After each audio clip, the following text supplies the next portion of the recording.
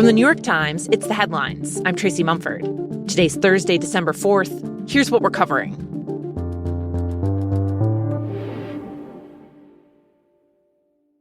Today, I'm in Atlanta for the meeting of a very important committee. This is a vaccine committee that makes recommendations, essentially guidelines for all the shots that adults and children in America get.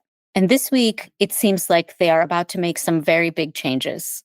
My colleague Apoorva Mandavilli is covering the meeting of a CDC committee today that seems poised to make a major switch up involving a vaccine that's been recommended for all newborns in the U.S. for decades, the hepatitis B vaccine. It protects against the highly contagious disease that can severely damage the liver. And after babies began getting vaccinated in the early 90s, acute infection rates for kids dropped by 99%.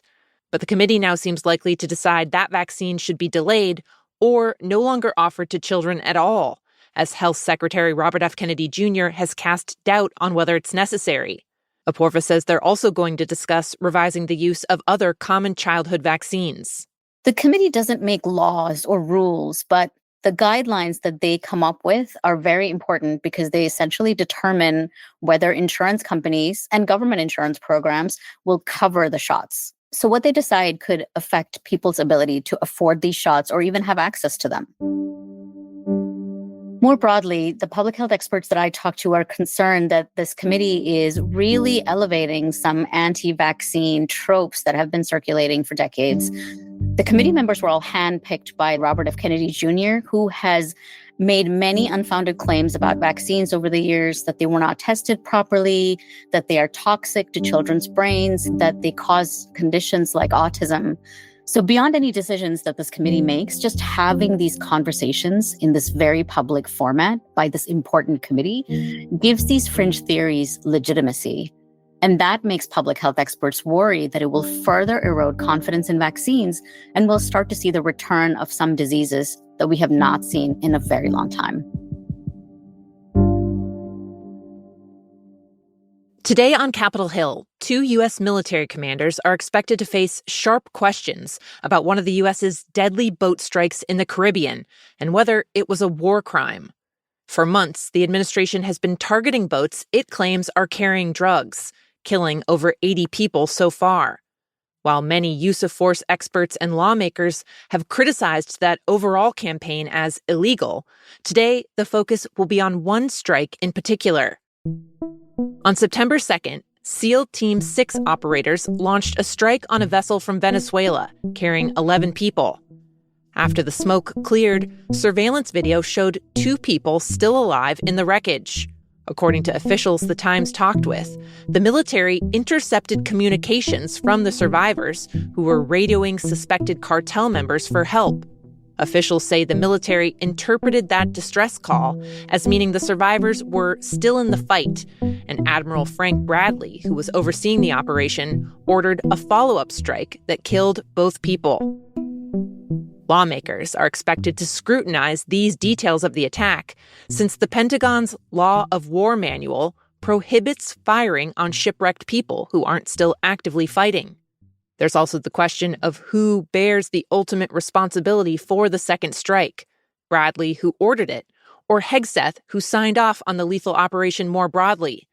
The defense secretary, who was watching the mission live on video, said he, quote, didn't stick around for the second strike, and denied that he ordered it, but said Bradley made the right call. Meanwhile, after an 8-month investigation, the Pentagon is set to release its report today on the Signalgate scandal. The Times has learned that the inquiry found that Hegseth risked endangering U.S. troops back in March when he discussed military operations in Yemen in a group chat that accidentally included a journalist. Investigators also said that not all of the messages were properly preserved in compliance with federal law, and that Hegseth refused to sit down for an interview during the inquiry.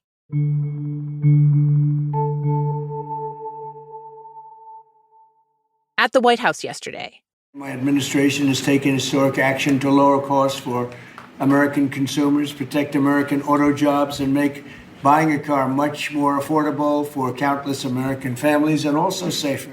President Trump moved to significantly weaken federal fuel efficiency standards. getting rid of a Biden-era rule that had encouraged automakers to sell more efficient vehicles and more electric vehicles.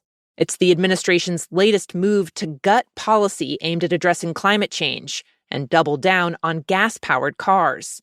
The White House claims the new rules will save consumers money by lowering manufacturing costs.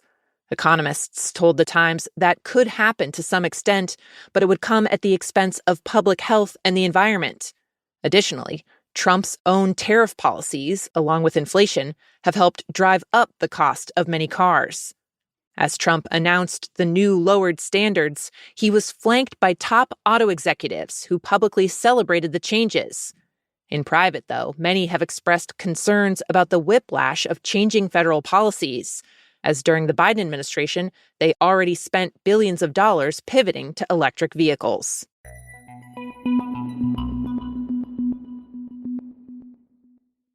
Earlier this year, when a 26-year-old woman got some blood work results back showing hormone imbalances, she pasted her full medical report into ChatGPT to ask what the problem could be. The chatbot told her it was, quote, most likely related to a tumor.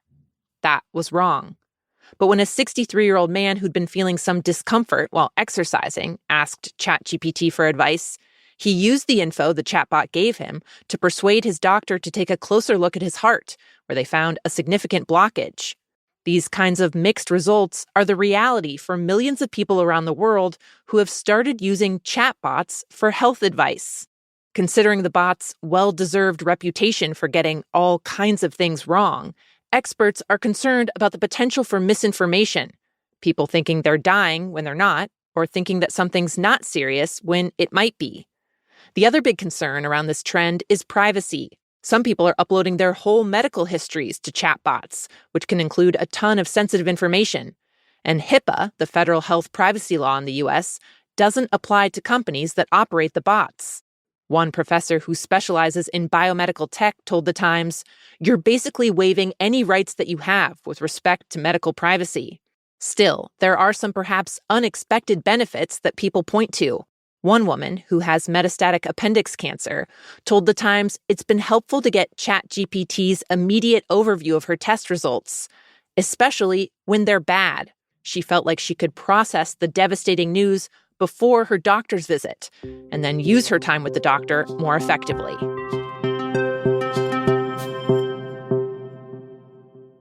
And finally, there is a race on to save music history.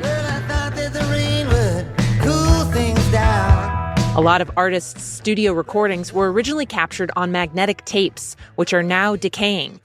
And The Times followed how one man in New Jersey, Kelly Pribble, has been at the forefront of audio restoration, working to save unique recordings from icons like Bob Dylan and Bruce Springsteen. Like a vision, she dances across the porch as the radio plays.